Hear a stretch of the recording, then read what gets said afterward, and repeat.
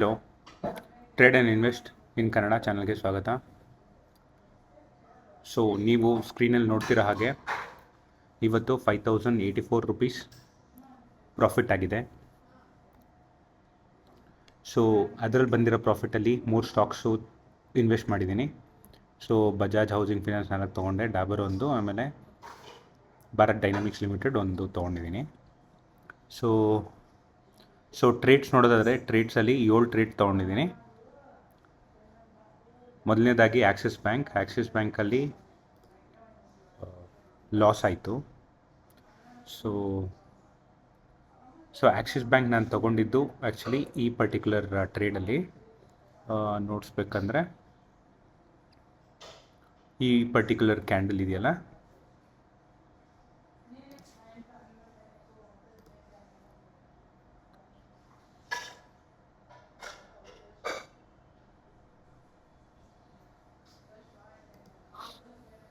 ಈ particular candle ಇದೆಯಲ್ಲ, ಇಲ್ಲಿ ತಗೊಂಡೆ, ಪಾಸಿಟಿವ್ ಆಯಿತು. ಬಟ್ ನಾನು ಇದನ್ನು ಬ್ರೇಕ್ ಮಾಡುತ್ತೆ ಅಂದ್ಕೊಂಡೆ.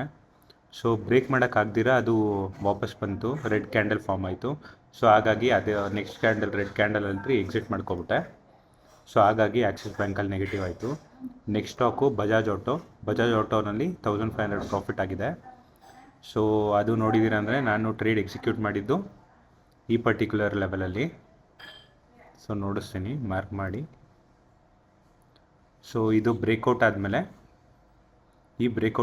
ಈ ಪರ್ಟಿಕ್ಯುಲರ್ ಇಲ್ಲಿ ರೆಸಿಸ್ಟೆನ್ಸ್ ಇತ್ತು, ಈ ರೆಸಿಸ್ಟೆನ್ಸ್ನ ಬ್ರೇಕೌಟ್ ಆಗಿ ಈ ಕ್ಯಾಂಡಲ್ಗೆ ತೊಗೊಂಡೆ. ಆಮೇಲೆ ನನಗೆ ಎಕ್ಸಿಟ್ ಅರೌಂಡ್ ಇಲ್ಲೇ ಎಕ್ಸಿಟ್ ಆದೆ, ಅರೌಂಡ್ 192 ಹತ್ರ ಇಲ್ಲಿ ಈ ಲೆವೆಲ್ಗೆ ಎಕ್ಸಿಟ್ ಆಗ್ಬಿಟ್ಟೆ. ಸೊ ಹಾಗಾಗಿ ಪ್ರಾಫಿಟ್ ಅರೌಂಡ್ 1500 ಆಯಿತು. ನೆಕ್ಸ್ಟ್ ಸ್ಟಾಕ್ ಬಂದು ಬಜಾಜ್ ಫಿನಾನ್ಸಲ್ಲೂ ಲಾಸ್ ಆಯಿತು 943. ಸೊ ಅದು ಯಾವ ಥರ, ಟ್ರೇಡ್ ಹೆಂಗೆ ತೊಗೊಂಡೆ ಅಂದರೆ, ಈ ಪರ್ಟಿಕ್ಯುಲರ್ ಇಲ್ಲಿ ಕನ್ಸಾಲಿಡೇಟ್ ಆಗ್ತಿತ್ತು ಈ ಲೆವೆಲಲ್ಲಿ. ಈ ಕನ್ಸಾಲಿಡೇಟ್ ಆಗ್ತಿದ್ದ ಲೆವೆಲಲ್ಲಿ ಬ್ರೇಕೌಟ್ ಆಯಿತು. ಸೊ ಈ ಪರ್ಟಿಕ್ಯುಲರ್ ಹೈ ಕ್ಯಾಂಡಲಲ್ಲಿ ತೊಗೊಂಡೆ, ಬಟ್ ಅದು ವಾಪಸ್ ನೆಗೆಟಿವ್ ಆಯಿತು. ಸೊ ಹಾಗಾಗಿ ನನ್ನ ಪೊಸಿಷನ್ನ ಎಕ್ಸಿಟ್ ಮಾಡಿದೆ ಅಲ್ಲೇ. ಸೊ ಸ್ಮಾಲ್ ಲಾಸ್ ವಿತ್ 943 ಆಯಿತು. ನನಗೆ ಒಳ್ಳೆ ಪ್ರಾಫಿಟ್ ಇವತ್ತು ಕೊಟ್ಟಿದ್ದು ಅಂದರೆ ಏಚರ್ ಮೋಟಾರ್ಸ್.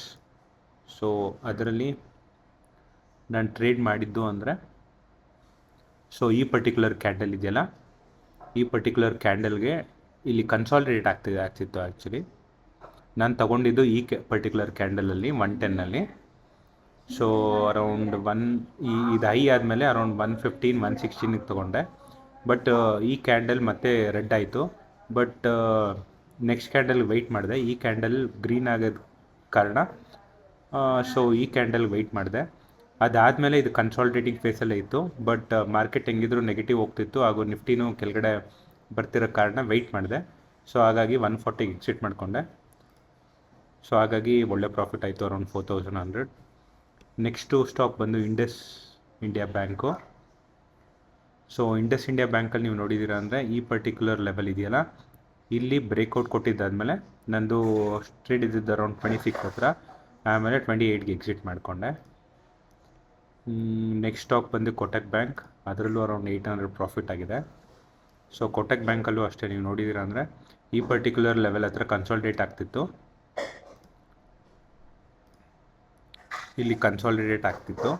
ಸೊ ನನಗೆ ಟಾರ್ಗೆಟ್ ಇದ್ದಿದ್ದು ಈ ರೇಂಜು. ಸೊ ಈ ಪರ್ಟಿಕ್ಯುಲರ್ ಕ್ಯಾಂಡಲ್ಗೆ ತೊಗೊಂಡೆ, ಆಮೇಲೆ ಇಲ್ಲೇ ಪ್ರಾಫಿಟ್ ಮಾಡಿಕೊಂಡೆ. ಸ್ಮಾಲ್ ಪ್ರಾಫಿಟ್ ಅರೌಂಡ್ 800 ಬುಕ್ ಆಯಿತು. ನೆಕ್ಸ್ಟು ಟಿ ಸಿ ಎಸ್ ನೋಡೋದಾದರೆ, ಟಿ ಸಿ ಎಸ್ಸು ಈ ಪರ್ಟಿಕ್ಯುಲರ್ ಲೆವೆಲಲ್ಲಿ ರೆಸಿಸ್ಟೆನ್ಸ್ ಇತ್ತು.